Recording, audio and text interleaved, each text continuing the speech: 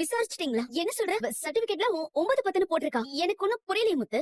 அது எப்படி தப்பா போட்டிருக்கோம்? அவர் இறந்தது காலையில 6ல இருந்து 7 மணி வாக்குல தானே? அதாங்க எனக்கு ஒண்ணும் புரியல. அன்னைக்கு மாமா இறந்தப்போ நம்ம 2 பேரும் அங்கதானே இருந்தோம். காலையில 6 மணில இருந்து 7 மணிக்குள்ள தானே அவர் இறந்தார். ஆனா சர்டிபிகேட்ல ஏன் தப்பா இருக்குன்னு லேப் டெக்னீஷியன் போய் கேட்டோம். அவர் உடனே கம்ப்யூட்டர்ல இருக்க ஒரிஜினல் சர்டிபிகேட் எடுத்து செக் பண்ணி பார்த்தாரு. அதுல மாமா காலையில 6:30க்கு தான் இறந்தாருன்னு போட்டிருக்கு. அது மட்டும் இல்ல, அந்த கம்ப்யூட்டர்ல இருக்க சர்டிபிகேட்ல பார்த்தா மாமா ஆக்சிடென்டால சாவலே. அவரை டாக்டர் காப்பாத்திட்டார். அவர் கொடுத்த வைத்தியத்துல அவர் நல்ல நிலைமைக்கு வந்திருக்காரு. ஆனா அதுக்கப்புறம் மூச்சு திணறி இறந்துட்டாருன்னு அந்த சர்டிபிகேட்ல போட்டிருக்கு. ஆனா நம்ம கையில கொடுத்த சர்டிபிகேட்ல நேரமும் மாறி இருக்கு, காரணமும் மாறி இருக்கு. அதான் எனக்கு ஒண்ணுமே புரியல. எனக்கு இருந்த பதட்டத்துல அந்த சர்டிபிகேட்டை நம்ம சரியா பார்க்கல. இப்ப திவ்யா பார்த்ததுக்கு அப்புறம் தான் தெரியுது மாமா இருந்த டைம் டெத் சர்டிபிகேட்ல தப்பா போட்டிருக்கு. சர்டிபிகேட்டை நர்ஸ் தான் யாரோ கொண்டு வந்து கொடுத்தாங்க. அதை யார்கிட்ட கொடுத்தாங்க? உங்ககிட்ட இல்ல என்கிட்டயாக்கா? நீ வாங்கினே இல்ல நான் வாங்கினா? எனக்கு சரியா ஞாபகம் இல்லக்கா. உனக்கு ஏதாவது ஞாபகம் இருக்கா? நீ தானே வாங்குன? நான் வாங்கினா? ஆமா, நீதான் வாங்குன. அதுல எப்படி நேரம் தப்பா இருக்கும்? சரியா தானே இருக்கும். என்னத்த சரியா இருக்குங்கிற? மாமா இருந்தது சரியா 6:30 மணின்னு சொல்றாங்க. இது டூப்ளிகேட்டா? 6:30ன்னு சர்டிபிகேட் கொடுத்திருக்காரு. அத மாத்தி யாரோ டூப்ளிகேட் சர்டிபிகேட் கொடுத்திருக்காங்கன்னு சொல்றாருக்கா. எனக்கு புரியலையே முத்து. சர்டிபிகேட்டை நீ தானே வாங்குன. நீ பாக்கலையா? அது அப்பயே பார்க்காம விட்டதாங்க பிரச்சனையே. சரிக்கா, இது சம்பந்தமா நான் மறுபடியும் போய் விசாரிக்கிறேன். மொத்தத்துல ஹாசினி அம்மா உங்க டைரியில எழுதி இருக்க மாதிரி ஹாசினி ஆக்சிடென்ட் பண்ணனால மாமா இறக்க, இதுக்கு வேற யாரோ தான் காரணம் தெரிய வந்துருச்சுக்கா. அதனால நீ எப்படியாவது பேசி